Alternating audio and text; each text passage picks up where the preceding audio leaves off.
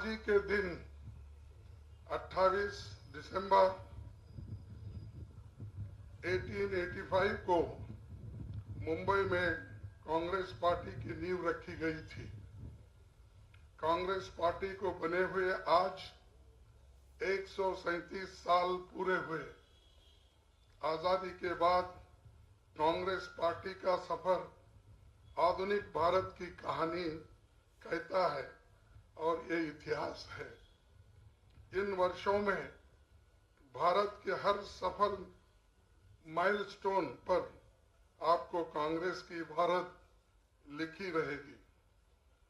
ये मौका एक और वजह से महत्वपूर्ण है क्योंकि इस वर्ष कांग्रेस सेवा दल अपने 100वें वर्षों में प्रवेश कर रहा है। सेवा दल के साथियों को मैं बहुत बहुत बधाई देता हूं। भारत की आजादी के आसपास कई दूसरे देश भी आजाद हुए थे, लेकिन बहुत से देश में सत्ता की बागडोर तानाशाही ने ले ली। भारत न सिर्फ सफल और मजबूत लोकतंत्र बना, बल्कि कुछ ही दशकों में हम आर्थिक, न्यूक्लियर, मिसाइल, स्ट्रैटेजिक के क्षेत्र में सुपर पावर बन गए। कृषि, शिक्षा, मेडिकल, आईटी और आईटी सेक्टर में भारत दुनिया के टॉप देशों में से शामिल हो गया। ये सब अपने आप नहीं हुआ, ये कांग्रेस की लोकतंत्र में आस्था के कारण हुआ है। सभी को साथ लेकर चलने की हमारी आइडियोलॉजी के कारण ये सब कुछ हुआ है।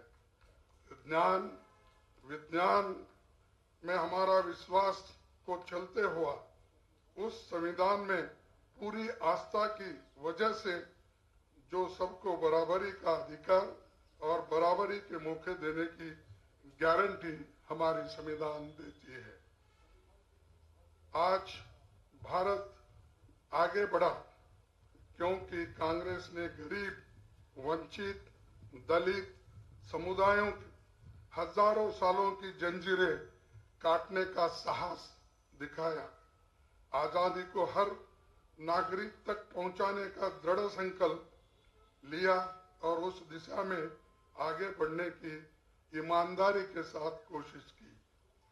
गांधी जी ने राजनीति को सत्ता की परिक्रमा के रूप में नहीं देखा, बल्कि सामाजिक सुधार, छुआछूत के विरोध, आर्थिक स्वावलंबन, बराबरी के अधिकार, सांप्रदायिकता के विरोध, पुरुष प्रधान के विरोध जैसे विषयों को रोजमर्रा की राजनीति से जोड़ दिया। गांधी जी के नेतृत्व में जवाहरलाल नेहरू जी, सरदार पटेल, डॉक्टर राजेंद्र प्रसाद, मौलाना आजाद, सुभाष चंद्र बोस, कामराज जैसे नेता सामने आए। सरोजिनी नायडू, अरुणा असफ अली, राजकुमार अमृत कौर जैसी महिला नेताओं ने नाम घर घर पहुंच गए। आजादी के आंदोलन के दौरान की कांग्रेस ने कराची प्रस्ताव पास किया और संविधान की मूल आत्मा कैसी होगी ये तय कर दिया। यूं प्लानिंग कमेटी बनाकर आजाद भारत में विकास का ब्लूप्रिंट तैयार कर लिया। इसी तैयारी के कारण जब हमारा राष्ट्र स्वतंत्र हुआ तो बिखरा नहीं, बल्कि मजबूती से आगे ही बढ़ता गया, सबको साथ लेकर चलता गया। भारतीय लोकतंत्र को मजबूत रखने के लिए नेहरू जी ने अपनी पहली कैबिनेट में 14 में से 5 मंत्री गैर कांग्रेसी दलों के नेता थे। ये दर्शाता है सबको लेके चलने का एक उसूल। भारत की सीमाओं की रक्षा, भारत के सामाजिक ताने बाने की रक्षा, सभी नागरिकों के अधिकारों की रक्षा, जनता के लिए शिक्षा, रोजगार और रक्षा और देश में वैज्ञानिक सोच की रक्षा, यही कांग्रेस का संकल्प है। सोनिया गांधी जी के अध्यक्ष काल में जब हमारी यूपीए की सरकार बनी थी, तब RTI, RTE, food security act, NREGA, forest rights, भूमि अधिग्रहण कानून, ये सब कांग्रेस की विचारधारा की छाप जनता पे और देश पे छोड़ा है। भारत की मूल भावना पर लगातार प्रहार हो रहा है। नफरत की खाई देश भर में खुदी जा रही है। लोग महंगाई, बेरोजगारी से त्रस्त है, लेकिन सरकार को इसके बारे में कोई चिंता नहीं है।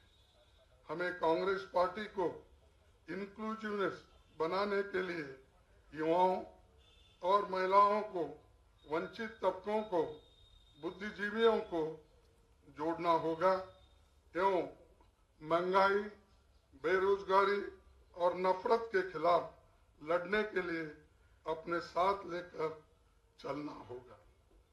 राहुल गांधी जी की भारत जोड़ो यात्रा में इसकी शुरुआत हो चुकी है। देश भर में पहल हमारे करोड़ों कार्यकर्ताओं को एक बार फिर से संजीवनी मिली है। यात्रा ने दिखा दिया है कि कांग्रेस की विचारधारा को देश में जबरदस्त समर्थन मिल रहा है और इससे आज हमारे विरोधियों को घबराहट पैदा हुई है। हम भारत के बेहतर भविष्य के लिए देशवासियों को इस संघर्ष में शामिल होने की विनती करते हैं, अपील करते हैं कि वे सब लोग इस यात्रा में जुड़े। उन्हीं के उम्मीदों पर खरा उतरने के लिए हम तैयार हैं। ये भरोसा हम देश को देना चाहते हैं। कांग्रेस के स्थापना दिवस पर इसी संकल्प के साथ आप सबको बहुत बहुत बधाई देता हूं। जय हिंद, जय कांग्रेस।